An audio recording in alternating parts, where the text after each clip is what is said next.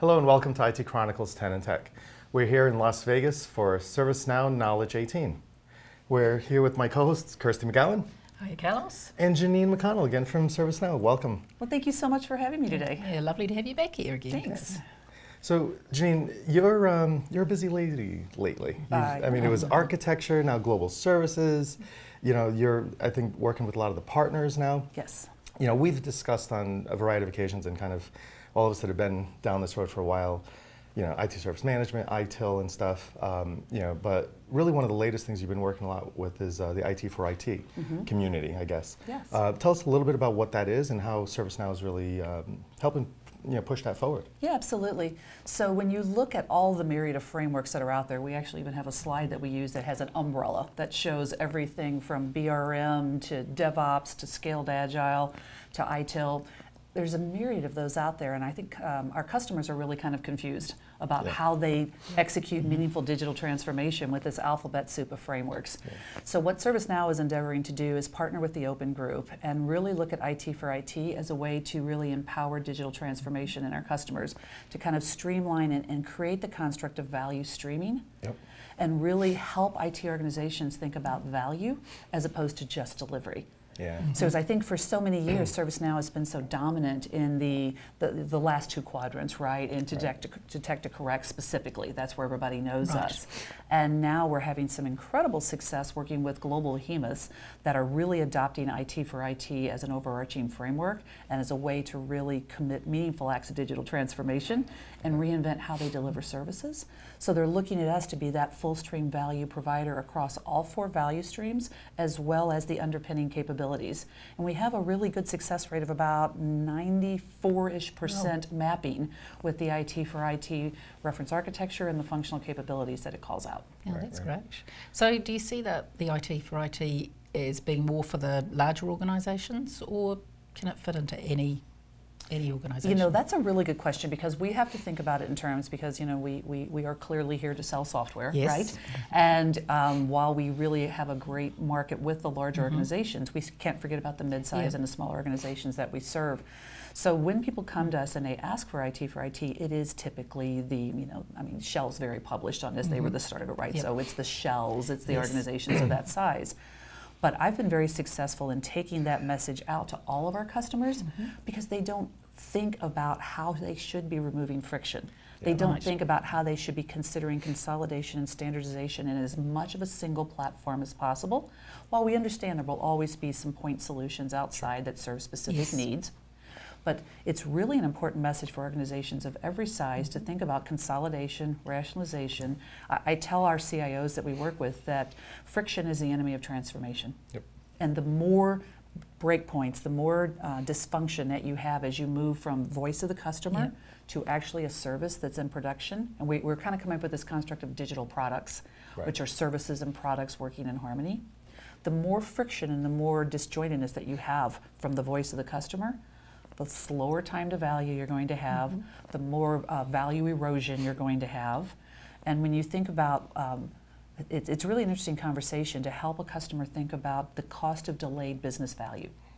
Because it's such an intangible, but that's really what IT4IT is about, and that's really where ServiceNow has such a compelling story of giving you faster time to value through better decisions and through streamlined visibility to the voice of the customer. So while the need comes to us from the behemoths, we're taking the message back to the masses to help them understand it. And it's been kind of interesting because I've sat down with some CIOs and they're like, yeah, we're trying to develop a framework. And I whip up the IT4IT slide and they're like, where did that come from? We didn't know that was there. So it's kind of a well-kept secret around the not globals, right? And there's value for all of them. I mean, it's funny you mentioned some of these terms, the friction, the value stream. I'm working with Kevin Bear, and we're working in exactly in that space and trying to get them to recognize that the cost of delay, and cost of delay isn't just cost of delay. It's what do you put in that energy and your technical debt? Are we wasting that energy here versus there? The expectations. What are you really expecting? I think, the smaller and the mid-sized ones, they may not have to fully implement IT4IT, but the principles can be there. Absolutely. Especially if they're on a growth path, they've already got the core principles there. They don't have to adopt it, letter and verse, kind of thing. So that's, I guess, where it's kind of funny. All of us have been in the space for quite a while. Most of us have been. Is he talking about us? Yeah, just me. so, yeah. I'm the only one without hair. Okay. So but I think we've been talking about these concepts for a while, and it's kind of refreshing to see some of it finally come into to fruition. Yes. So where do you see that in 3 years, 5 years down the road? Do you see a much broader adoption and really? I guess adoption, not just acting on it. Do you see that? Yeah, absolutely. It's coming to us more and more, and us from a ServiceNow perspective, we're also taking it to the market and trying to make it broader. Myself and my peer Mark Bodman are on the IT4IT steering committee, and I'm leading the global strategy to portfolio kind of reinvention work stream, where we're saying how does strategic portfolio management happen in the era of DevOps and scaled agile framework and business relationship management and value realization, because a lot of those constructs weren't really factored into the original framework. So we're trying to say, how do we keep this fresh, how do we keep this modern, and how do we make it applicable to organizations of all sizes, not just the global behemoths? Because you're right, there are things that every organization can benefit from. Because it always breaks my heart. I go out and I talk to customers, because prior to this role I was kind of the strategy leader around how we sell our IT business management solution. And I would go out and talk to our customers and say, how do you know that you're working on the right things? Yeah. And how do you track, I called it kind of almost the death by 1,000 cuts, right? Yeah, you may have your arms around the projects, but that's the minority of what your organization is doing. And I've had CIOs tell me, you know what, I couldn't tell you how much money or time is being spent on those minor enhancements. Yes. They're not captured anywhere. And I said, so I ask our customers, what is the single biggest reason for outage? Everybody's scared to death of outage, right? Yeah. Yep. And then finally they'll admit, well, it's change.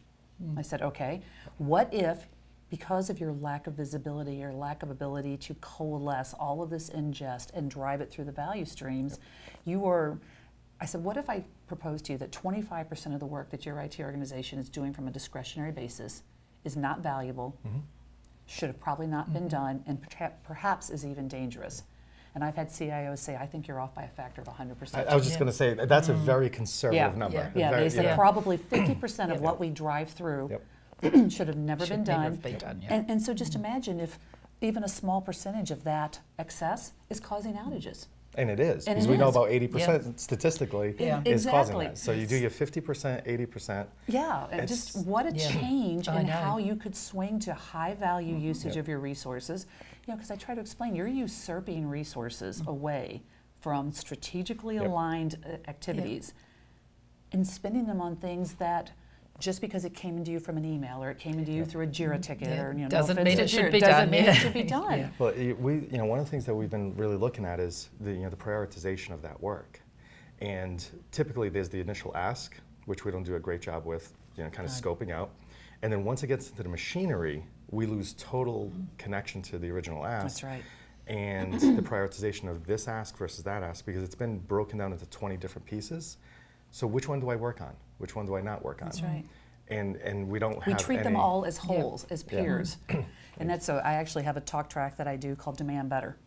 Because I said you're struggling because you've got 500 things to work on and you equate them to all peer activities. Exactly. Because you don't have a value conversation. Exactly. You can't merit the value of this ask over that ask because by and large, because I'm kind of a requirements bigot, back from my Borland days, right?